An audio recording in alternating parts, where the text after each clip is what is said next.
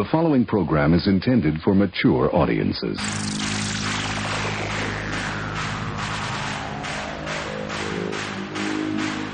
PBS, America's #1 independent television network, presents the following sports exclusive. You're listening to Basically a Sports Show. Follow us on Twitter at Basically Sports. Subscribe to our podcast on iTunes. And check out every episode of the show at basicallysports.tumblr.com. Now here's your hosts, Zach, Greg, Mike. And you're listening to Basically a Sports Show. The absolute worst!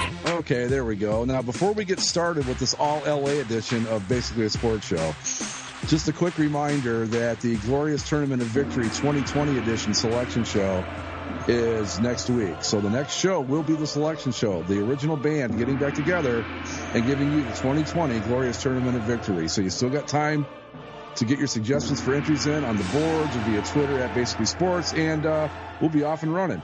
The state of LA football logos might be an entry. Jesus Christ. Well, we had the Rams thing come out for people that follow this sort of thing, and we saw the draft day hat, which has all but essentially been confirmed. Lights version of the hat.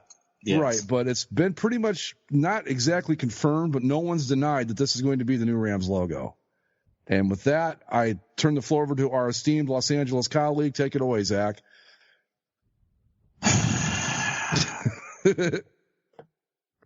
Oh, by the way, did you guys see the helmet that I posted? I'll do it again. Okay. I have part of my thought here, revolves around that, because somebody did make a point that, again, for anybody that hasn't seen this thing yet, basically it's horrible. It's not a block, LA. It's kind of like a italicized impact, I guess, is the best way to say it. It looks like it's trying to mimic the LA and that old LA Rams word mark. Yeah. Yeah, I think that's exactly what they're trying to go for.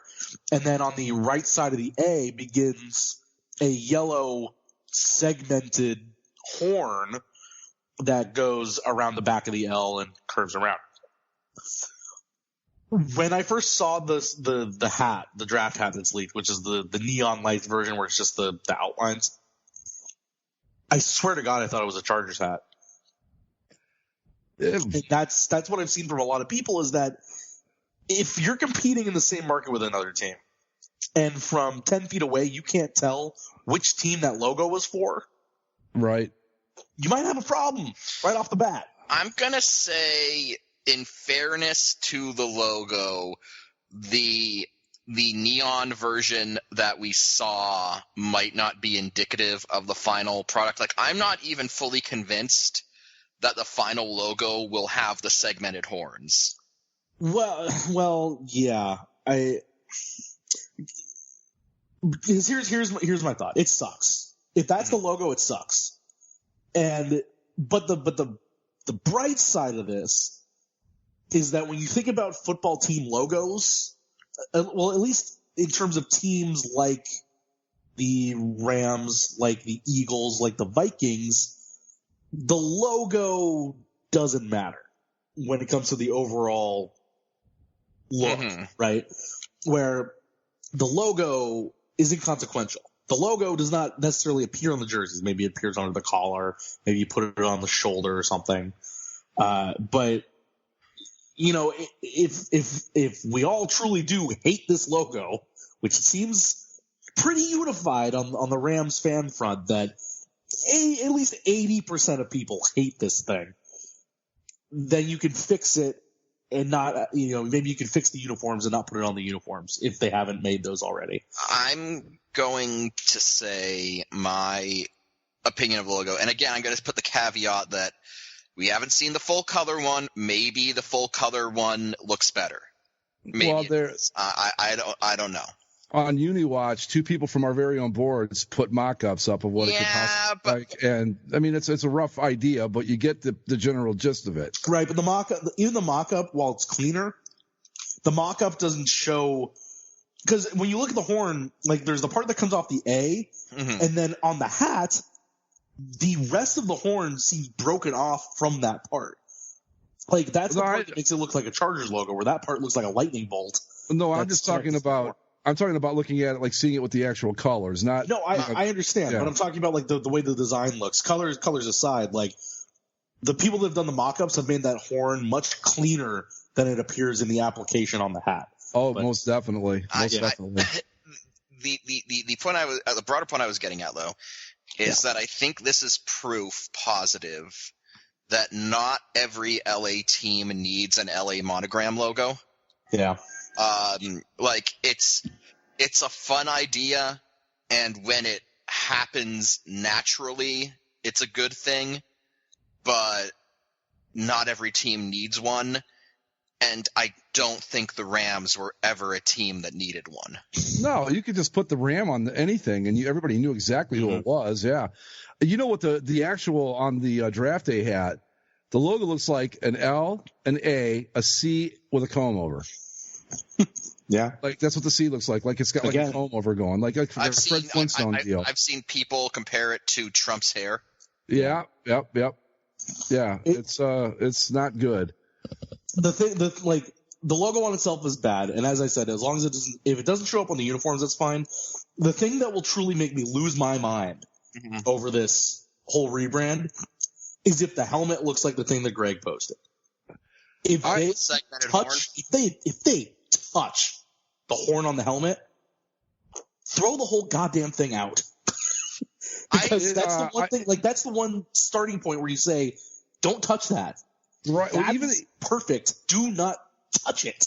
It's one of the best helmets in football. I think most people think that. It's such a clean look too. And it's a clean look, and the first team to do that. Like that's right. That's important to us.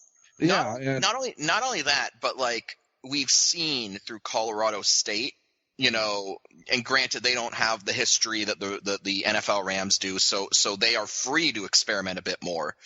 But they have experimented with getting a bit crazy with the ram horns on the helmet. And while some of them look interesting, I wouldn't say any of them look good or better than just the straight standard ram horns that the Rams have had forever. And so I think that, yeah, absolutely. That's kind of the thing where I'm not entirely sure how this whole rebrand's going to go, because again, like I feel like people are looking at this logo, like the neon version of this logo, and they are assuming that it's going to that the horn is going to be as segmented as it appears in this outline version. And again, I don't necessarily think that's going to be the case.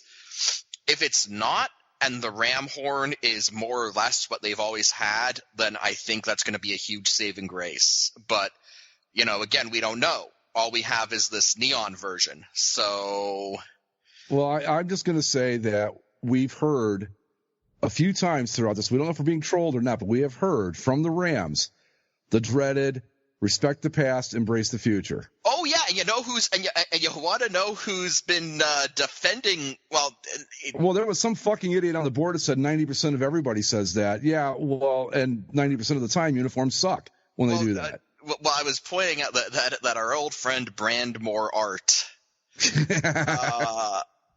kind of gave a lukewarm defense of the logo, saying, "I think it's trying to tell the story of the franchise." Huh? Yeah. Well, okay. Oh, so is it half the arch, like to a nod back to Seattle there, or not Seattle? St. Louis. St. Louis. No, right. Because like people are speculating. Is that the comb over? People are speculating that the Rams horn might be a gradient, and it might go from like athletic gold to like old gold with some white in it. And they're like, oh, it's like the three colors that the Rams horn have been. Okay. So I don't know. Look, I'm not defending it. It's a bad logo. I'm just saying I'm just relaying what people have been saying. I just don't get how these teams can keep continually getting these things so wrong. Like you saw what Tampa Bay did way back when, and what Jacksonville tried with that idiotic helmet, the two-tone helmet, and what the Browns did.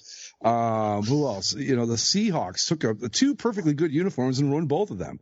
Yeah. And it's just like, how can you keep blowing it like this? Well, we've got We've got some interesting developments. Apparently, a friend of the show, McCarthy, who I'm sorry, I'm not going to call him Sport. No, me neither. But he pointed out that apparently this logo rips off some Division II school's logo. Yeah, I saw that. It was like I know the acronym was somewhere. AS. It was like the acronym was ASU, but I can't remember what it stood for. But so it's entirely possible. Here, that I can tell you. Go ahead. It's entirely possible that this thing could get slapped with a cease and desist. Well, the other things that I'm trying to like hold on to in terms of saving this. So the guy that's been at the forefront of the trolling that's gone on over this offseason, Kevin Demoff. Kevin Demoff, the COO. He's not the CEO. I think he's the some CCO. kind of person. Anyway, he's like one or two in the Rams front office. And he's been out there, you know, especially the last week was kind of nuts, where somebody tweeted out this concept as a complete joke, where the colors were like teal and purple and gold, and like very like an anthropomorphically correct like drawing of a ram. And so a couple of Rams writers like retweeted this like, oh, look at this, it's a leak, and all being kidding. And even he like retweeted it with like an eyes emoji. Just like, oh, look at this. And it's like, we know you're there. You go. There it is. Angelo State University. Oh, yeah. They did.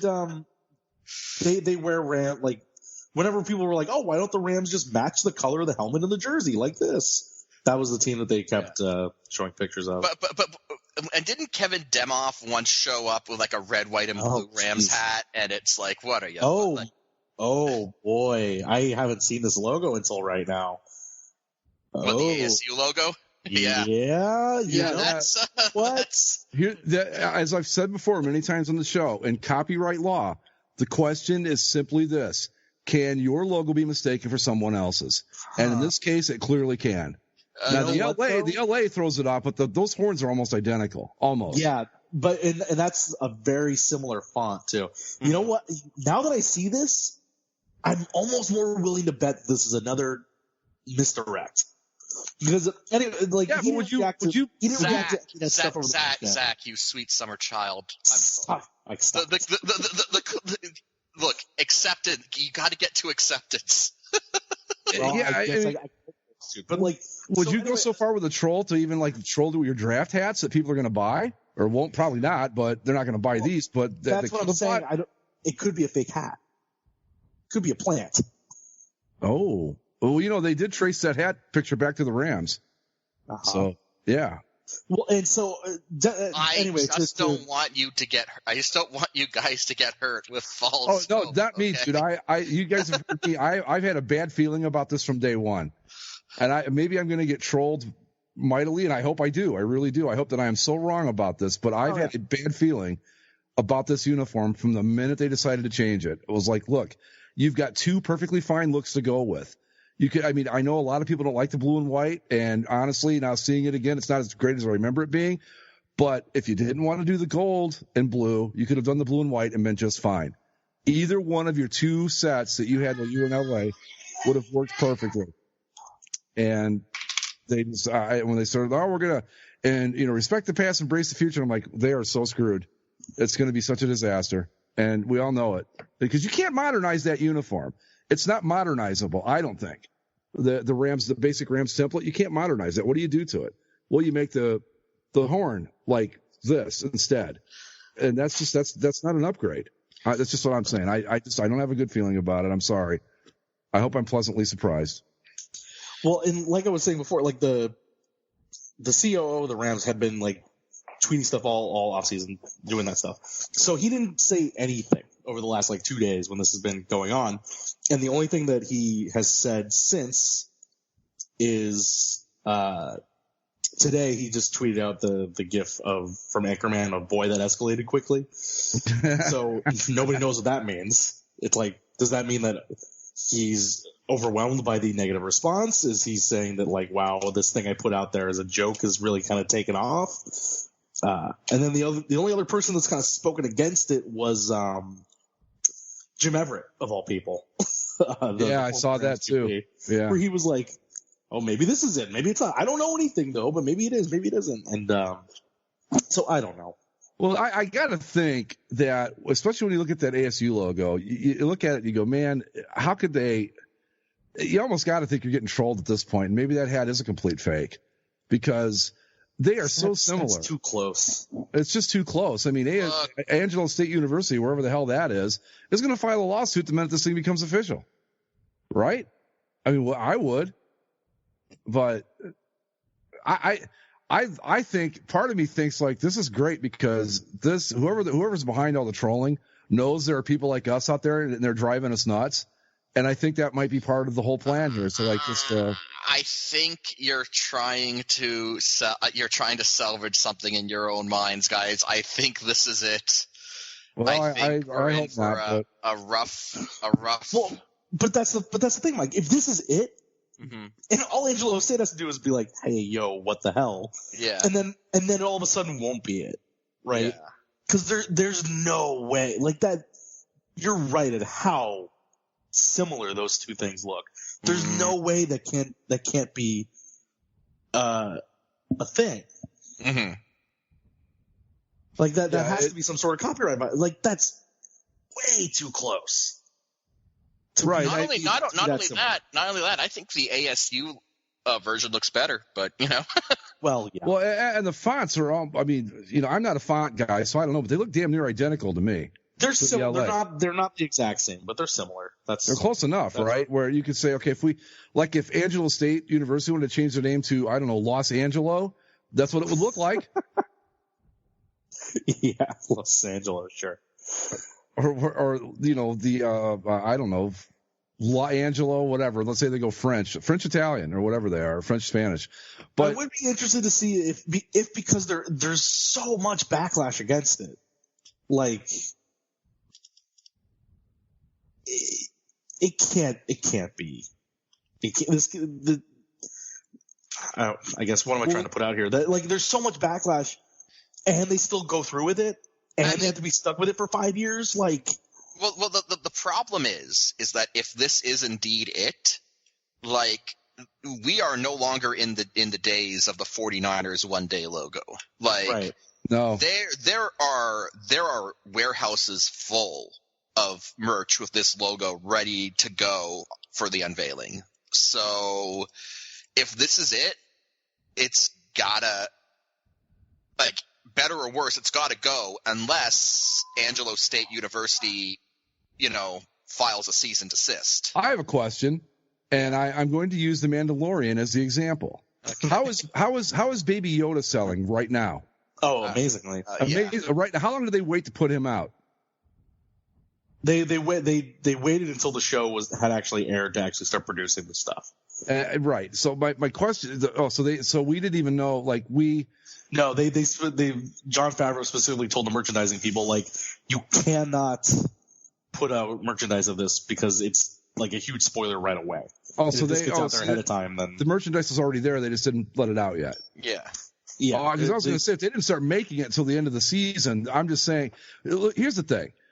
The point I'm trying to make is, would it be that difficult for the National Football League to say, okay, when you do a new logo, we're gonna give the fans a chance to look at it and make their, you can make your decision based on that, and maybe instead of waiting until April to put the shit out, because I've heard the Browns uniforms have been done for almost a year now.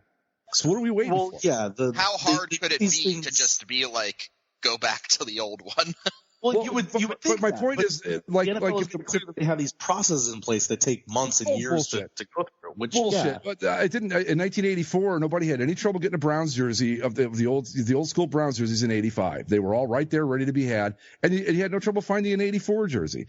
The point I'm making is that there's got to be a window in here somewhere where you can have a thing like the 49ers, and people go, "Oh no, we're not doing this," or the Buccaneers. Jesus Christ, if they had given the fans a chance to talk about that uniform before they just went with it, it would have never happened. I mean, how many teams would have the problem, though, is that merchandising is such a huge thing. Like, the teams spend so much money to get these brands, like, developed. Like, the last thing you want to do is put it out there and have fans shit all over. Like, that's what I'm saying. Though spent like hundreds of millions of dollars on. That's my point, though. If it's true that the Browns uniforms have been done since this time last year, why not put them out this time last year and go, what do you guys think? Is this the direction you want us to go in? And we go, yeah, these are great. They look like the Browns again. Okay, fine. Now we're going to start the merchandise run. It's that simple. They don't have to be so locked into this. We're like, okay, once you decide, that's it. Because, I mean, my God, look at what we had to put up with because of this shit. The Buccaneers, Jacksonville, those hideous things they wore, and who else is out there? Tennessee. My God, do you think Titans fans would have let that thing get past the development stage if they'd seen it beforehand? No way. Whatever happened to focus groups? Right, exactly. Like, I know that we used to have them. Well, apparently, this Rams logo was the result of focus groups. Well, maybe that's the problem. How is that? Like, if they got a focus group of Rams season ticket holders, and if they got ones that were brand new, ones that had been there since the 90s or whatever, and said, "Hey, what do you think of this?" There's no way, based on what I've seen of the reaction, there would be no. Apparently it's not. Apparently, what happened was it wasn't like they were shown the logo and it was like, "What do you think of this?" Apparently, what happened was they took a bit of a they took some fans and they're like, "Well, we are going to design a new logo for the team. What do you guys want?" And some people. That's not focus group. That's brainstorming. Yeah, that's basically that's showing you like, hey, do you like this? That's free labor, is what that is. Yeah. Well, apparently that's where the monogram came from, because like a bunch of people were like, "Hey, they should have an LA monogram." No, I mean, look, we've seen people whip up concepts, really good concepts on the boards in a couple days. So my point is that if this isn't as locked in as they're making it out to be, it would be very easy for them to do market research and go, look, what do you like? If they had shown us those Browns uniforms, the current ones, before anything ever got printed, they would have never ever happened, because people would have, well, we don't even want, no, don't do this. You want to mess with the colors, fine, that's okay. Like darken them up, make the orange whatever the fuck it was supposed to represent. I don't even remember anymore. The hard work of Cleveland, or I don't know, the passion of the dog pack. That's right. Yeah. You want to, that kind of stuff, fine. Okay. But don't be, making the football pants look like fucking pajamas or sweatpants that you buy at Dick's, I'm just saying that there's a way to do this without having to look at this and go, well, we're stuck with that for 5 years. Because I mean, how much Buccaneers stuff do you think's really sold? I don't know. Maybe it did. I don't know. I'm just saying there's got to be a better way. The thing to remember, of course, is that no matter what, even if they put out the worst thing possible, fans will still buy whatever's new to a degree. I guess. Like, Mike, remember when we went through this with the Buffa Slug? Yeah. With the Sabres? That was the highest selling jersey that season, if I remember. Which is just really terrifying. Yes. Which makes no sense. Maybe but because it was new and the team was kind of successful at the time, people bought the stuff. Well, I gotta be honest. Those god awful Seahawks uniforms haven't stopped anybody from going to games in Seattle or buying jerseys, because the team was good at the time too. Yeah, like if the Rams go ahead and win a Super Bowl in this, and I want to get Rams Super Bowl gear, what am I supposed to get? I can't get throwback gear that says Super Bowl champion on it. I have to get this stuff. Well, I don't know. The helmet. I wonder when it comes to merchandise. Because if this is like a precursor of what's really to come, I'm just not going to get anything new. Like I can't. No, there you go. That's the valid way forward. I did that during the Blue Jays Black Jays period. Yeah, but if the jersey comes out and the jersey is fine, and the logo is minimal on the jersey, and then I can probably work my way into saying, okay, I'll buy it. But as of right now, if this was, I'm not going to get a hat with this logo on it. I'm just not. I'm not going to get a T-shirt with that logo front and center. It's just not. It's not going to happen. Well, that if this thing is legit, that ram horn is going to be on the sleeves like the current one is. It's going to be that instead. Yeah. Well, my thing is the helmet mock-up that somebody did, and this is not official by any means, folks, but they just what would this look like on a helmet? I didn't like it, but I got to be honest, I didn't think it was the worst looking thing in the world. I mean, it wasn't god awful fucking terrible. So I don't know what they're going to do, but I just don't. you've got a great uniform set. Just leave it the hell alone. Look at the Chicago Bears. They're not messing around with anything. The Packers aren't the Steelers. They changed their number font. Big deal. And it actually looks better. I hate to admit it, but it does.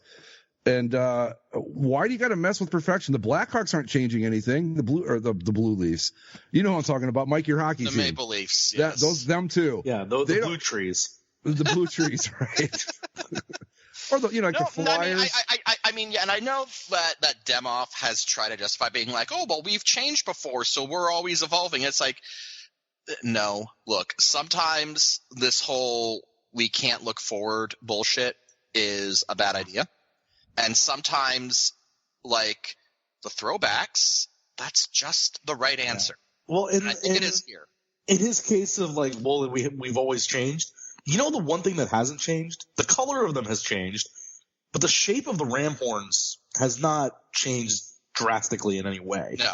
Well, let's throw St. Louis out of this because they're not part of the equation anymore. Okay? Right. The Los Angeles portion of the Rams has been the same pretty much. The Rams, they switched. I forget when they switched to the blue and white, but it didn't last that long. It was like 6-7 years, maybe tops. And then they went right back. What's that? Is it gridiron uniforms? Is that the something like that? Yeah. But yeah, they went to the blue and white, which I thought looked good, and then they went right back to the blue and gold again. They added they kind of, well, I guess you can sort of modernize it. They added the ram horns on the sleeves, but more other than that, and everybody loved that. They loved that part of it. But if you want to add a touch here or there, fine, go ahead. But, I'm sure the New York Rangers jersey doesn't look the same as it did in 1972. I'm sure there are differences, but it's still, you could look at both of them and go, those are New York Rangers jerseys. And that's what they're supposed to look like, both of them. So I'm looking at the Rams uniform history here. They first put the horns on the helmet in 1948.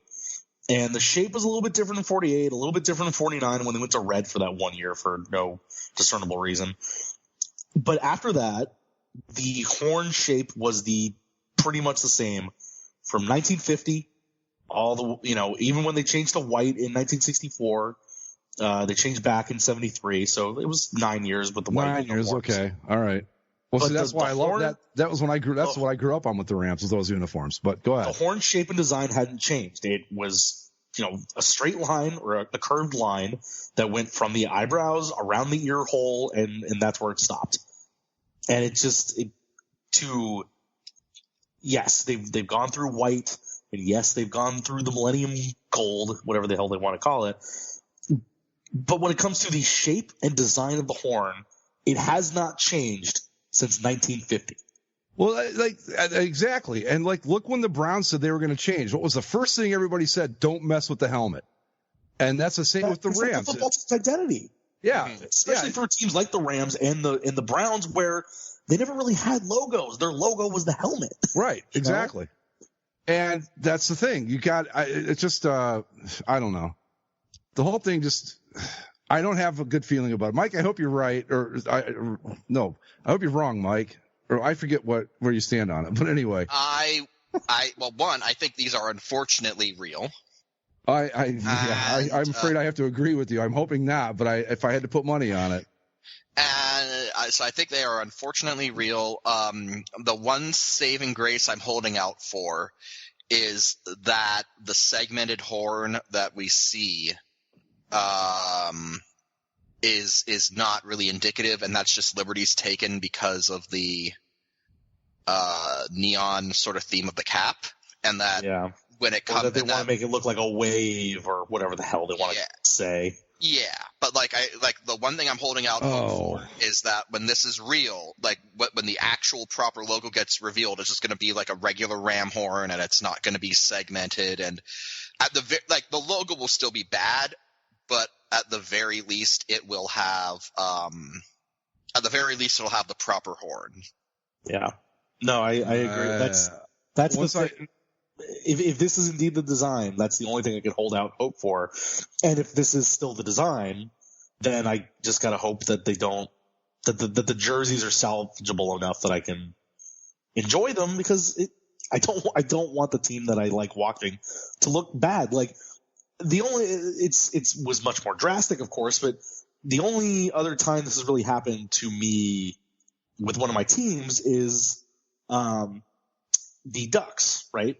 Where like the Angels have pretty much worn the same thing since they had the Disney gear, but the Lakers. God, those were so bad. There's been tweaks to the Laker logo, but it's the same thing. When the Ducks changed it first, it was jarring, and that's why I didn't like it. And it's not my favorite look, but at least it got to a point where I'm like, I like what we have, and I can live with it. If you screw up the helmet, like the defining visual feature of your franchise, then I don't know what to think about that one.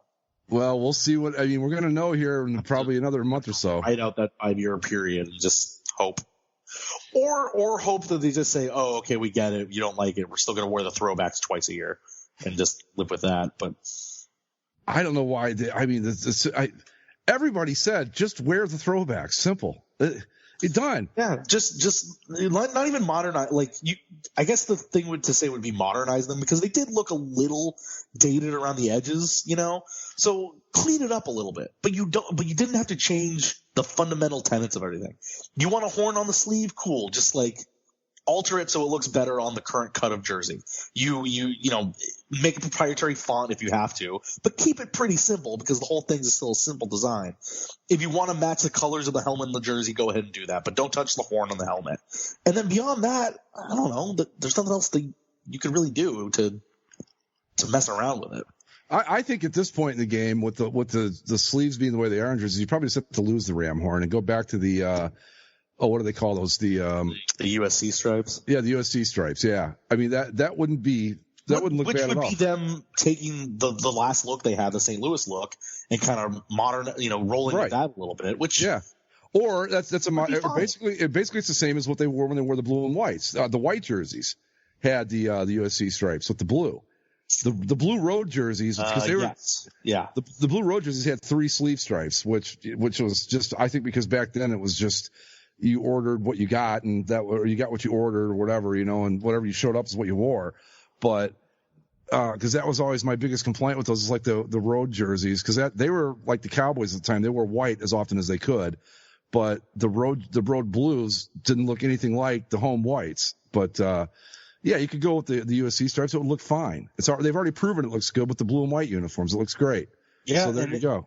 And you would be combining your arrows by taking the white there you go, and combining it with the St. Louis version and doing it all. Yeah, you see, you're respecting the past, and you're embracing the future by going, we're going to put both looks together, and that's going to be our future look. There you go, done deal.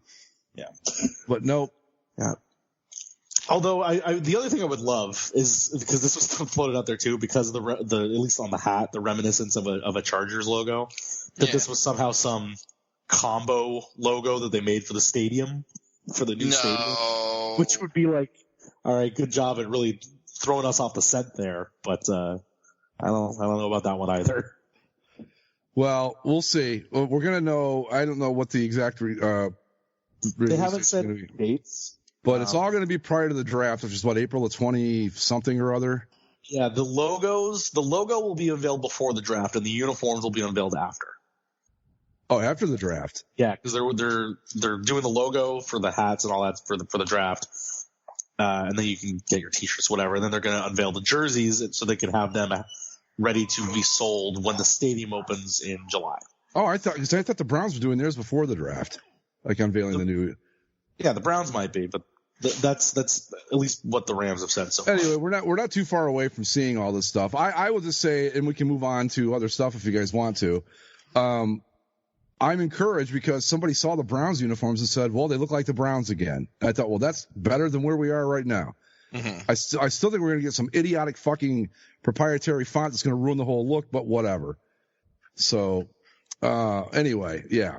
There you go. The Rams, I don't have a lot of faith in this. I haven't from the beginning. I've had a bad feeling about it all along. So the big rumor apparently coming out from people who have said that this logo is legit, and again, I want to preface this by saying this is all rumor and hearsay.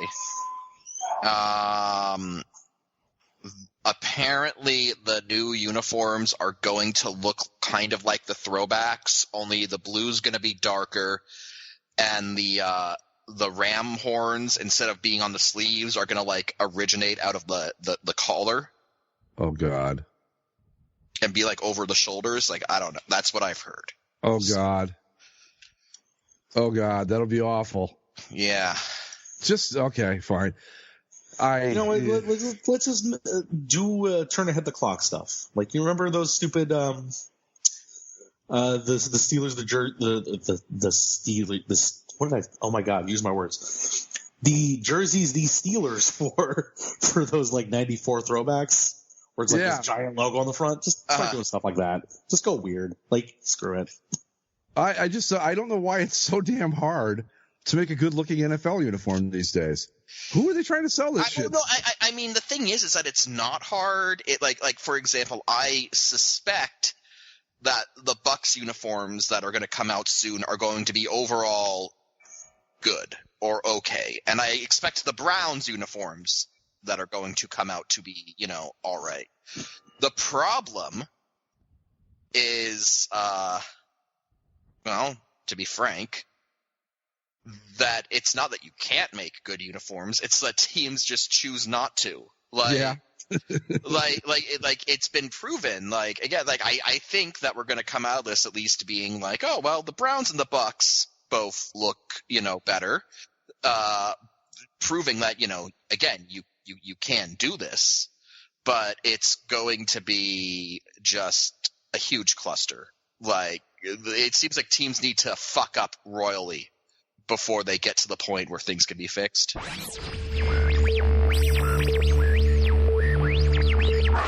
What's next? Well, I'm not sure. Well, we had the Clash of the Titans yesterday in the XFL. Yeah, we did. In prime time.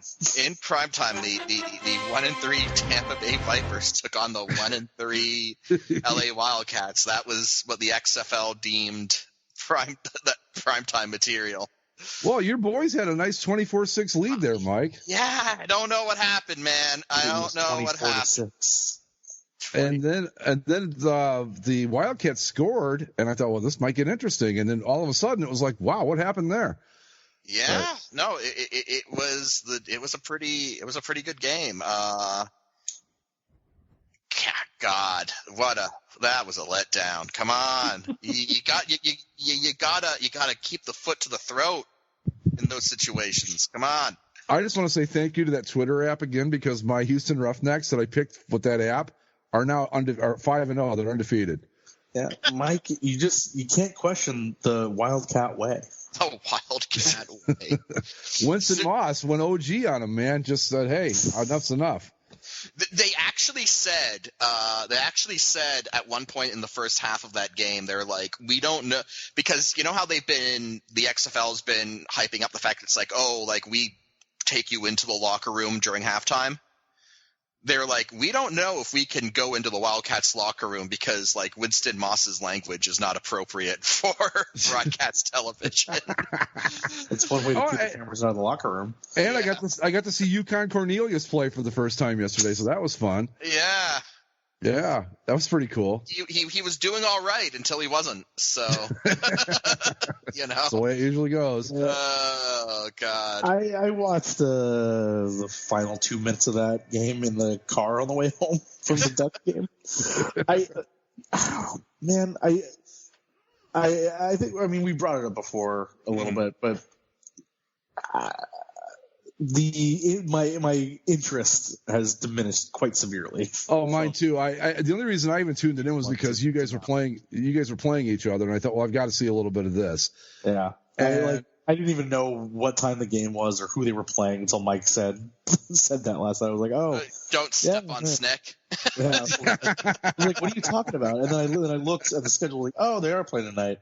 How about that? Well, I'll show you where my mind was at. I'm like, what does that got to do with the Maple Leafs? Because he had texted us before that about the Leafs losing to, or no, you did, Zach. Yeah, I think. The Leafs had a rough West Coast swing there. And Ducks and Sharks. And then Mike, like, he tweets that picture of that flag with "Don't step on Snack," And I'm like, what the hell does that have to do with hockey? And then I went, oh, wait a minute, he's talking about the Vipers. I was like, okay, I'm there now. I got it. No, but yeah, that's the whole XFL thing is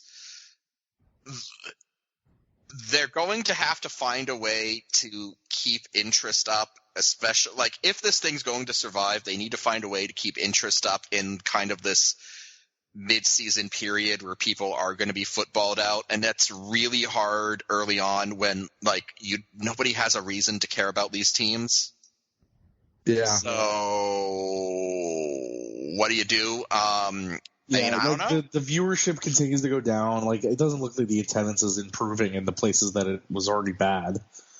I will say this: watching the game yesterday, it was very interesting to see a Los Angeles team get cheers in the rec center. I was like, that's interesting. I've never seen that before. The 200 people that were there. Well, yeah, well, hey, whatever, they were still the majority.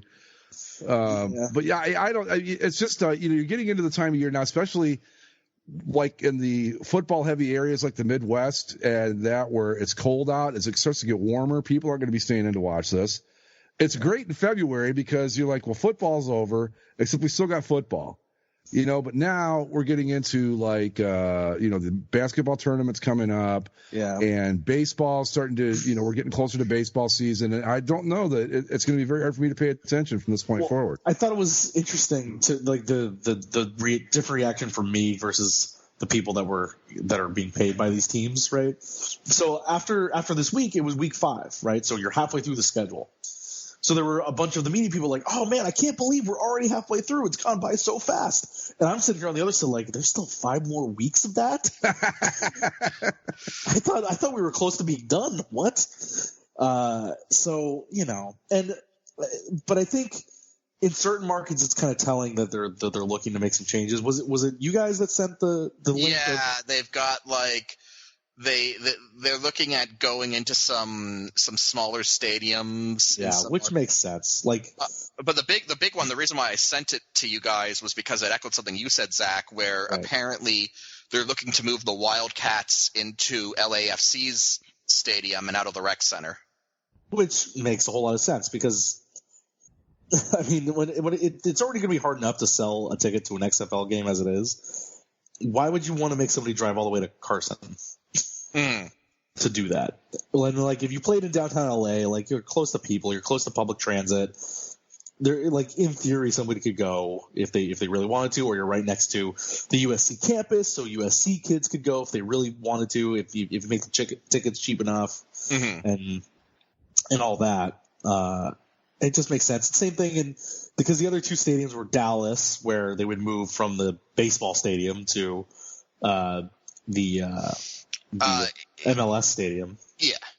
And then the same thing in New York, they'd move from MetLife to the Red Bulls Arena. Which again, both of those would be, preferable. Yeah. I wonder if this thing would have done. Not everybody's Seattle and St. Louis. You gotta play to, play your capacity. That's what I was going to say, too, is I wonder if, I get it, like, in Seattle, I don't know what the hell's going on out there, but they love everything, so more power to them. But in St. Louis, I kind of get it because they don't have a football team. But why not, I guess you got to have L.A. and New York, but why not put these teams in other markets besides where you've already got NFL teams? Well, so it's interesting, and who knows how much all of this was affected because, like, the AAF and the XFL started up at the same time. So, they were trying to avoid each other when it came to markets, and the AAF took a lot of the standard markets that you usually see in these leagues. So, they had your Orlandos and your Birmingham. Oh, yeah, because they were thinking that the AAF might still be around this year. Yeah, which, to be fair, you kind of have to do. You can't. Right, you can't assume they're going to fold. Yeah, you can't assume you're going to fold. You can't put all this money into it, and assume that they're going to fold. So, so they went primarily into NFL stadiums or at least locales. I don't know. Like, I think broadly, attendance has leveled off at levels that aren't entirely unsustainable for spring football. You've got viewership that has gone down, but like I think it's still over 1 million, which is going to be positive. I'm pretty sure it outdrew MLS's opening game. If it didn't, I have no faith in America. But in terms of the TV viewership, yeah. Yeah, in terms but the difference, of course, is that TV viewership, sure, because football is always going to have more eyes on it than anything else. But when it comes to the in-stadium product, like both MLS stadiums sold out their home openers this week. Yeah. Where the Wildcats got, I don't even know how many people. It was 12,000, I think. Yeah. And both the MLS stadiums are 26, 27. Mm-hmm. Really? Yeah. What do they charge for a ticket? Like $3? No, for MLS? Yeah. No, LAFC is actually a pretty hot ticket to get. Really? And the Galaxy have always been pretty reasonably priced overall. But, I'll never understand this, but okay. $30. But well, it is a soccer hotbed around here. The fan bases, the demographics, the Hispanic culture. I never thought of that. That's a good point. Culture. There's plenty of soccer appetite in Los Angeles. Well, that's too bad. But what are you going to do?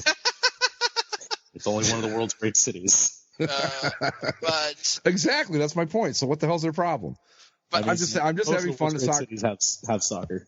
But broadly, I mean, I think honestly, the whole XFL thing, it's like, I think people need to manage expectations, honestly, because it's like, look, this is never going to be in the NFL. And the NFL is going to be the top dog from, now until the end of time. I don't really foresee anything happening to damage them in any significant way that at least wouldn't take all of football down with them. So it's sort of this case where it's like, if you want to enjoy spring football for what it is, and you want to enjoy, it on its own terms and just have fun with it, then that's cool. That's fun. But again, manage expectations, which is to say that, you're not going to get blowout numbers. You're going to get, all right television ratings, but, again, nothing that's going to blow anyone away. And attendance is going to be what it is. And you've just got to accept that that is what it is. And it's probably never going to be more. And there's nothing wrong with that. Like I grew up in a place that still has minor league hockey, junior hockey. Yeah. The Kitchener Rangers are never going to have the fan base or the crowds on par with the Toronto Maple Leafs. But, it is what it is. And, for what it is, it can be fun. But I just got to take it on its own terms. I think what the problem here is, like, there's nothing wrong with having a spring league as, extra football for people that want to see it. But, like, I know for me, I can't sit there and watch it because, one, I don't care. And two, it's kind of like, I saw enough football. I'm okay. But when it comes to managing expectations, I think the thing that skews that is it's not necessarily the same as comparing it to the Rangers, the Kitchener Rangers, because that's essentially watching college football in a way, right? Kind of.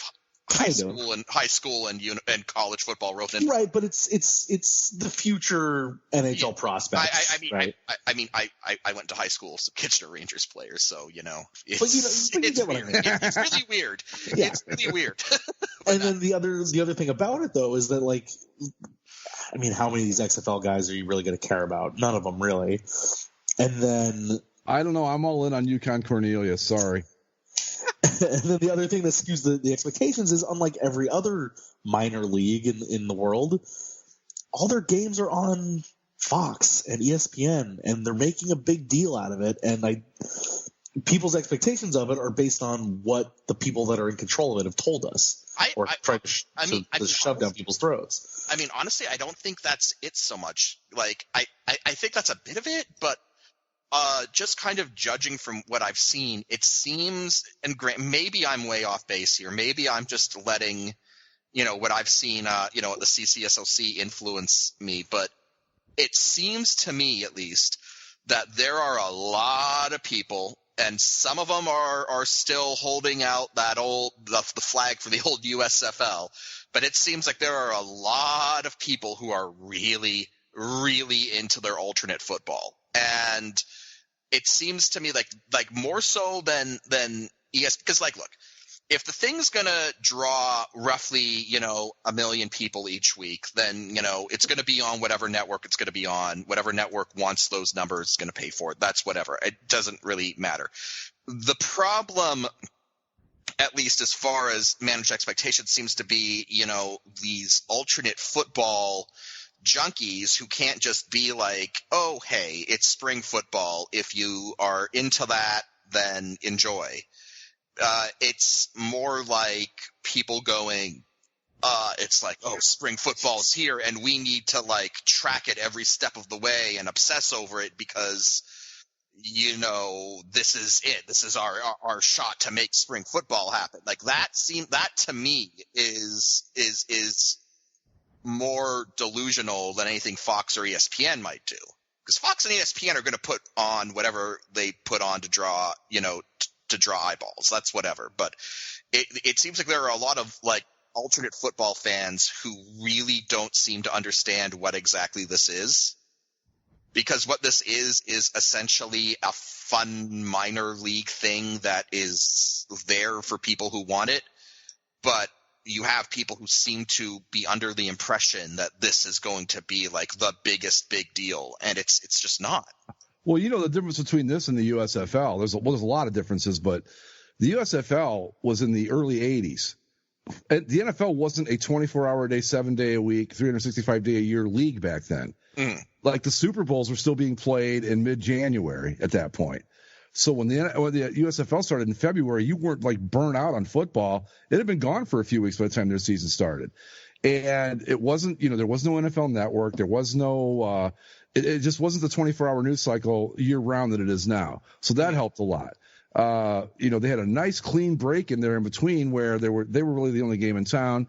And, cable was a lot different back then. There weren't so many options, blah, blah, blah. So if these people that you're talking about expect this to be the next USFL, the conditions are nowhere near the same. And I don't know. And again, maybe I'm just letting the corner of the internet that I spend a lot of time in like skew it, but it seems like there are these guys, and it's like, oh yeah, no, this is going to be, this is great. We got to like track this like a hawk. It's like, it's baffling to me. It's like just enjoy it for what it is, and not only that, but with when the USFL folded, how many of those guys ended up playing in the NFL? A lot. And I mean, there were like 5 or 6 USFL players that really. The Browns became the team that went to the AFC Championship 3 times in 4 years because of adding those guys to their team. I don't see the XFL having, that kind of talent influx should it fold. The AAF certainly didn't. But I think that, again, and I'm not saying that this is what everybody's doing, but if you are thinking this has got a chance to be the next USFL, I don't see how it can be possible. Because, first off, there are how many more teams now since there were in 1983 in the NFL? What? You've got Jacksonville, Carolina, Houston, I guess just 3, right? No, they expanded. Is that it? Yeah. And then the new Browns. But, there's three new teams. It's 159 jobs that aren't there anymore that the USFL had that it's just, there's a lot of factors that went into it. It's not going to be another USFL because there can't be another USFL because the conditions aren't right for it, is my point. The Super Bowl's now like the first week of February. And then the minute that's done, the combine, which wasn't televised back then, nobody even knew what it was, really. And you got the combine that people watch for reasons passing understanding, right into the NFL draft. And before you know it, you're doing the, what do they call it, the mini camps. And the next thing you know, it's July, and we're right back into the whole cycle again. So I don't know where you find, like Mike said, you just got to carve out your niche and be happy with it at this point if you're the XFL. Mm-hmm. If you're a fan of the league. I mean, it is what it is, and that's fine, and it can survive like that. But anybody that's looking for more than what it is, I think you're barking up the wrong tree. I mean, I think that apparently this thing is supposedly funded for 3 years. And I think that is probably fine. Like, I don't see if this league isn't profitable on its own after 3 years, it's probably not worth keeping around anyway. Anybody know what the players are getting paid to play in this league? Any idea? Rough idea? Average salary type thing? $30,000 to $50,000, I think. Wow. Yeah. It's not a lot, is it? Which is definitely not a lot, considering that they've got teams in New York and LA. I can't imagine that salary goes very far. No. In those states. Yeah. So you got a lot of between dudes. 43 to 66, and that's based on starting every game and winning half of them, because every player gets a win bonus. Well, it's a good thing the Vipers are in Tampa and not in New York, I guess. Yeah.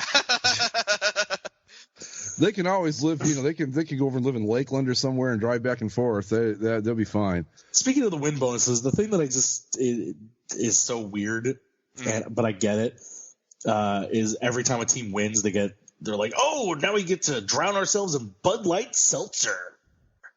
It's like, wow, is that like an incentive to? I'd almost like that. Like these guys. They every team when they win, they post the videos of the players in the locker room just dousing themselves in this. Because part of the thing that they're doing is like, oh, the XFL's cool because like we let our players like drink alcohol in the locker room, and then Bud Light Seltzer is a sponsor. Yeah, so, there you go. So, you get that double thing. One, you show everyone how cool you are by showing the players drink. And two, you make those corporate sponsors happy by having them drink Bud Light Seltzer. Although, like, I can't imagine, like, if you are, like, a grown-ass man who is a, football player, I can't imagine that Bud Light Seltzer is high on your list of preferred alcohol beverages. I can't imagine it's on anybody's list. That's just me. Yeah. We'll see. I mean, I've wished that I could be more interested in it because I don't think it's terrible football. It's, I finally got to see somebody make a 2-point conversion yesterday. That was fun. And it's not bad. It's just that, like Zach said, I'm just footballed out at this point. I just don't care. I think it's a combination of one being footballed out, although – again, even in an America that's footballed out, I think you could still make that work because, for fuck's sake, people still watch the Pro Bowl in greater numbers in the World Series. Oh, sure. Yeah. That is what baffles me beyond all. But the thing – so I think like you could make it work, but the big problem I think that they're facing is, one, footballed out, and two, let's just face it, like none of these teams have – like roots, like you go back to like the AAF. What was the most successful AAF team attendance wise, like, or in terms of a fan base? I don't know. It was the San Antonio. Like they were packing 30,000 people into the Alamo Dome each week for the San Antonio Commanders games. For the XFL, that seems to be St. Louis. They're getting around 30,000 people in the lower dome for the Battlehawks games. Until the Cardinals. Well, fortunately for the XFL, they're should be like in the playoffs by the time the Cardinals start playing baseball. But the whole thing though is that like in those cases, I think like you've got cities that believe they should have NFL teams but don't. Sorry, St. Louis, you've had 2 cracks at it. You don't get any more. I mean, I told someone from St. Louis I know, like he was all excited about the Battlehawks actually, and I just said, yeah, make sure you don't lose, this team to someplace in the Southwest too. Like it's like wouldn't that just be the ultimate disrespect to lose your XFL team? XFL year 2, the Battlehawks relocate to Phoenix or something. The Tucson Battlehawks. The Tucson Battlehawks, yeah. Really rolls off the tongue, doesn't it? Oh god, like that would I mean, at that point you might as well just tear the dome down. And I'm gonna throw this into the mix really quick, and then we can move on if you guys want to. Yeah. I think this league could actually use a few more teams. What are there, 8? Yeah. Maybe that would help too, because right now it's just like, oh, I don't, really it's like, it's just there's only 8 teams. I don't. That's like I think about that. I'm like, how the hell did people care about the NHL back in the original 6 days? My God, like you're playing Toronto again. You know, it's honestly the 8 teams doesn't really bother me. But then again, like I'm used to the CFL, which has like 9 teams, so it's whatever. I just think maybe a few. I think what you'll see happen after this season, now that we know the AAF's gone, you're going to see some franchise movement. It's not going to be because they're not healthy. It's just like, look, we're going to be better off. Like Tampa Bay might be better off in Orlando. Look, and if they should rebrand as the Apollos if they do that. If they do that, if the XFL either moves a team to Orlando or puts an expansion team in Orlando, they damn well better pay off whoever owns the AAF trademark and get the Apollos back. That's right. I agree completely. I will break out my AAF Apollos jersey. I will be there. Yes, sir. But yeah, I mean, again, it's a case of managed expectations, and I've said it before, but like the quality of play is even a step below the CFL, which is I think it's more than a step below the CFL, honestly. I would say it's about an average MAC game, not even like a good MAC game, but I shouldn't say not a good MAC game, but like the quality of play, I would put it at somewhere like what's that stupid conference they have, the All-American League of Professional College Players or whatever it's called? Oh, the American Conference, right? Yeah, like it's like at that level, the MAC, the Sun Belt, along those lines, maybe like the bottom 2 teams of the Pac-12 or the Big Ten or the SEC. But people are going to probably debate this, but I think like LSU would kick the shit out of any one of these teams. I really do. But that's just me. The LSU won the championship last year. I maybe they wouldn't beat them, but I like their chances. It wouldn't be like an NFL team playing them. It would be like this could be competitive. We'll see where it goes. I mean, I hope it sticks around. I don't want it to fail. I just I think they should add like 4 more teams and put them in different cities, and we'd be a lot better off. And now, ladies and gentlemen, a coronavirus update from the last place you should be looking for one. No one here is a doctor. No. Keep that in mind. Also, I just want to put this out there. I do not believe the coronavirus is a hoax, but for the sake of entertainment, I will be playing Alex Jones for the evening. You're the J. Jonah Jameson? The J. Jonah Jameson. Yeah, it's all fake. The government is lying to you to fear and... The spider flu. I can't. I just want to throw this in really quick. Okay. If you're looking for real information about this virus, you are really, really, really in the wrong part of the store. Yeah. Okay? We're not here to talk about that part. I will just say that I heard this on the Bill Simmons podcast. Yeah, wash your hands. Yeah. Actually, washing your hands is better. Sanitizer if you're in a pinch, but if you can wash your hands with soap and water, that's the best. Take care of yourself like a grown-ass fucking adult, like you should be. And here in the Midwest, just act like it's cold and flu season. You'll be fine. Mm-hmm. Do what I do. Don't touch doorknobs. If you can open the door with your elbow or with your forearm, do that way and all that. But if you need to find information on it, I heard this guy on Bill Simmons say that the best thing you can do is go to scientific websites, places like Harvard Medical School, the Cleveland Clinic, Mayo Clinic, UCLA Medical Center's got a great team working on it right now. The CDC, although your mileage may vary with them, but there are a lot of places out there you can get real information without all sensationalized bullshit. It's a real thing. It's probably not as serious as it's being made out to be, but it's still not something you should be playing around with. So just to keep that in mind. But when it comes to our realm of things, right? The NBA, NHL, MLS, and MLB have all kind of adopted the same protocols for fan interactions where they're trying to limit it. Don't take the pens from fans. Don't take things from I think some MLB teams are saying like sign stuff with our own pen and our own stuff and just hand it out to people. Don't take it from people. They're not letting people in most of the locker rooms. They're holding press conferences instead. Good idea. That's a good idea, period, if you ask me. It's a good idea, but it's also a little problematic from the media standpoint where, like, if you really want to go talk to somebody and they're not going to send them outside, then what do you do? Yeah, that's true.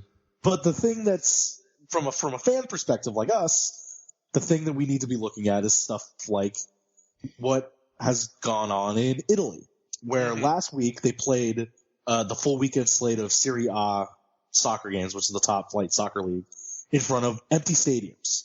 And that was before Northern today. Italy's on lockdown. Right, and now the Prime Minister of Italy put the full thing on lockdown, so they're not going to have any sporting events in domestic leagues for the next month. Some of those soccer teams are still involved in international competition, like a Champions League, and so they may hold the games in empty stadiums. They may have to play somewhere else, and so that got you had the big tennis tournament that comes up in Palm Springs that got canceled.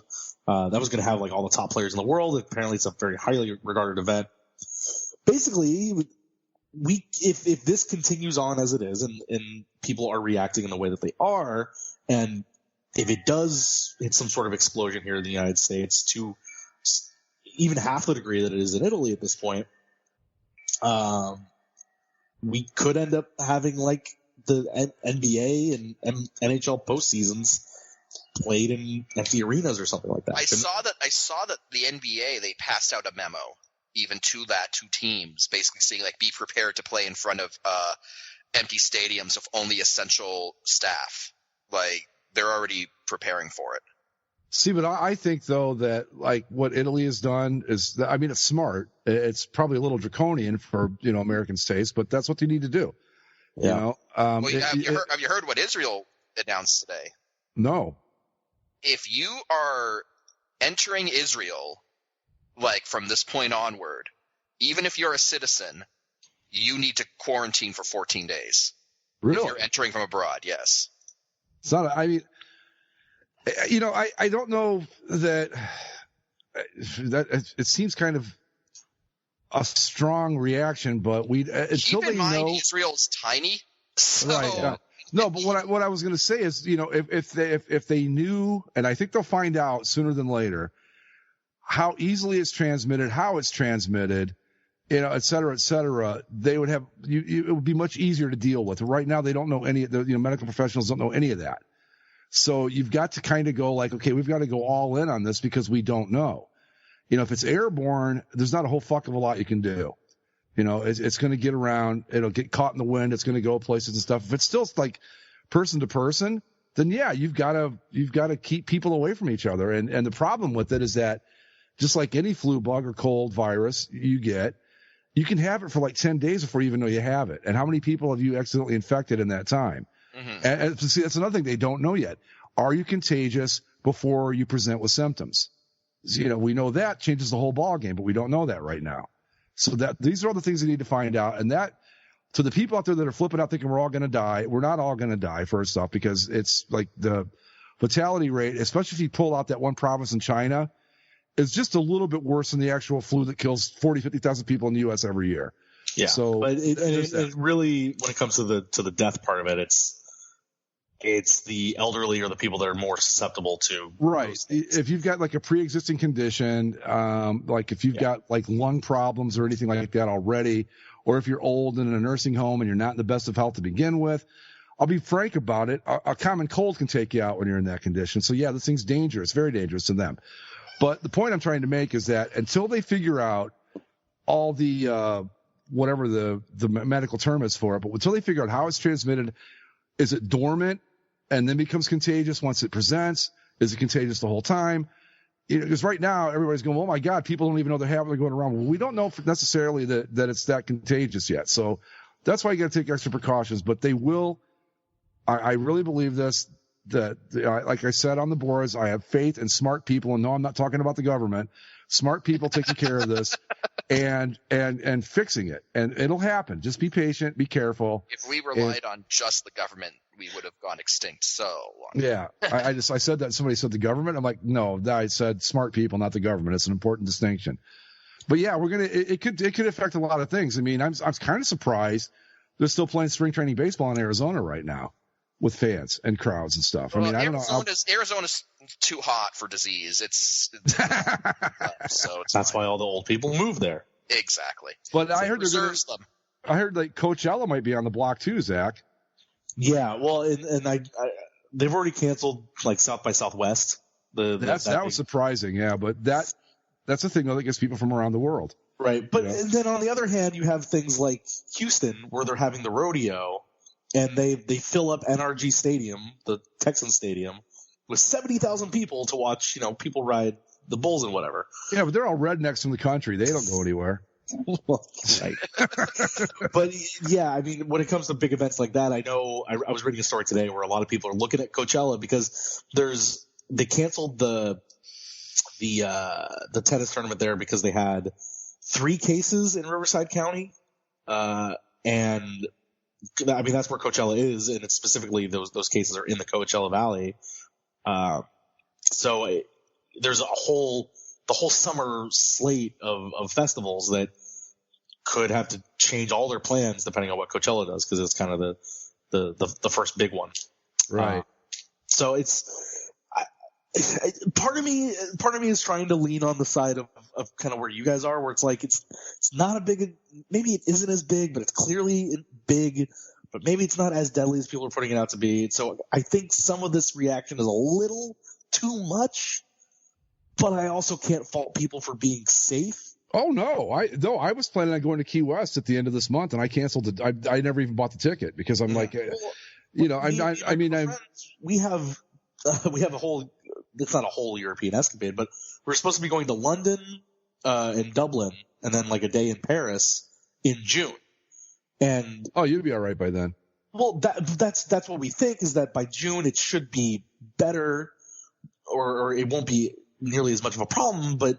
That's why it's some of these things. It's kind of like, well, why are you canceling it already when you don't, like it could change or you're fine right now. So just do it while you can. And I don't know. I don't think there's one right way to handle it.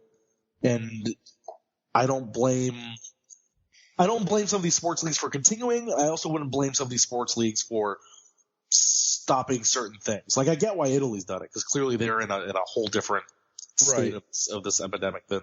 Yeah, I think China's got they've got well the thing with China, and this is something else that I think that might have caused some unnecessary alarm is that I don't think people over here realize just how packed China is. Packed and underserved, and just they're on top of each other over there in the highly populated areas. I mean, it's like imagine New York City now. Imagine it like twice as bad as far as congestion goes. That's what you're talking about, but. Some of the things to think about with this, okay, it popped up during cold and flu season. Now, as a rule, and I'm talking about this is coming from my girlfriend who's a medical professional and some stuff I've read. 9 times out of 10, these things will run their course during the course of cold and flu season, which has still got about 3 weeks left, and then it might just disappear. They don't know, It's just one of those things. And again, I'm not downplaying it. I'm just saying, if you're under 70. And in pretty good health, you probably don't have a whole hell of a lot to worry about. I think it's just I understand. And again, I don't want to make it like it's not happening or whatever, but canceling something in June seems like a bit premature to me. And if the sports leagues are talking about stuff like that, like they're talking about canceling the NCAA, or I don't know how they're going to handle the NCAA tournament. Yeah. We can guarantee you the glorious Toronto victory will not be impacted. Not be impacted at all. No. Although I don't know that having the coronavirus as an entrant is the best idea right now.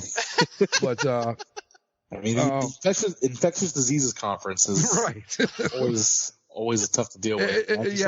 As it goes on the later months, it could falter. It usually doesn't induce that kind of panic. Like we can have an occasional infectious disease, but not this year. Yeah. They're on probation for a year for fucking everything up with the coronavirus. There you go.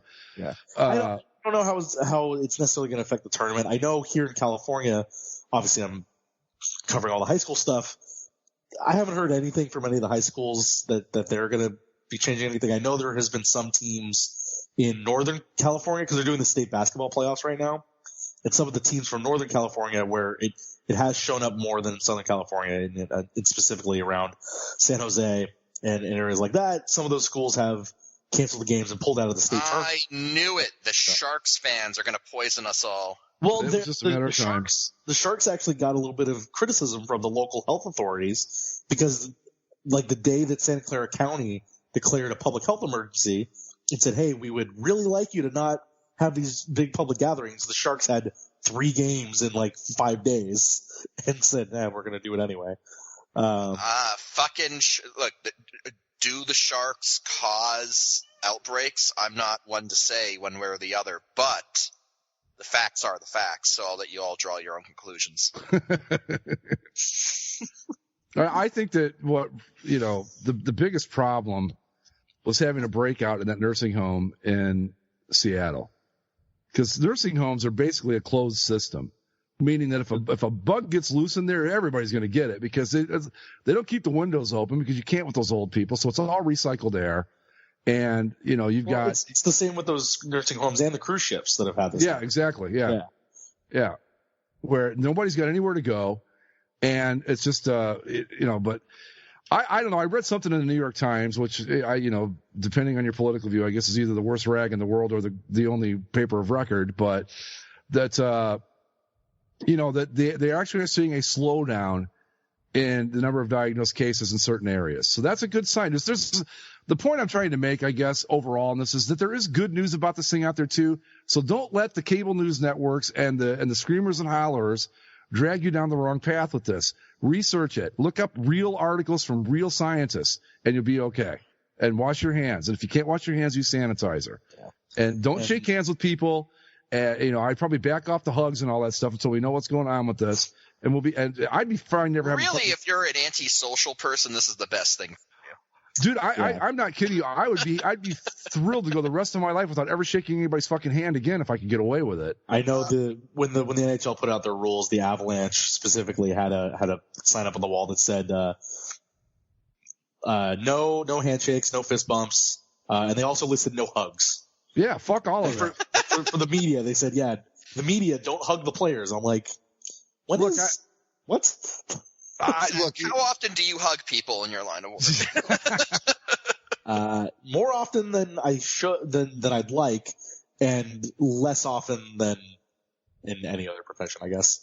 All right. Anyway, on that note, folks, we're going to wrap it up. Remember, GTOV selection show next week, where it will be more fun than talking about the coronavirus. I promise you. Mm-hmm. If you've got suggestions, go on the boards or hit us up on Twitter at Basically Sports. You can also find us on Facebook. Subscribe via Apple Podcasts, Stitcher, Spreaker, and the YouTubes. We will see you next week with GTOV 2020. Later. Laters.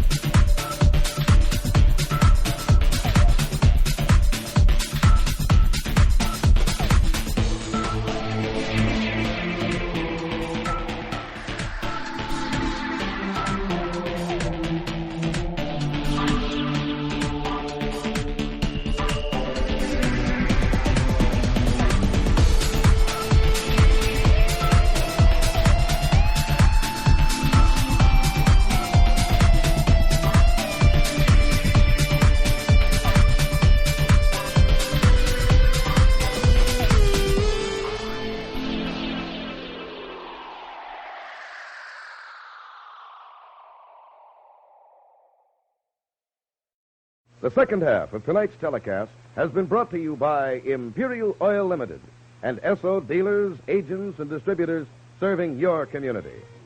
Tune in again next week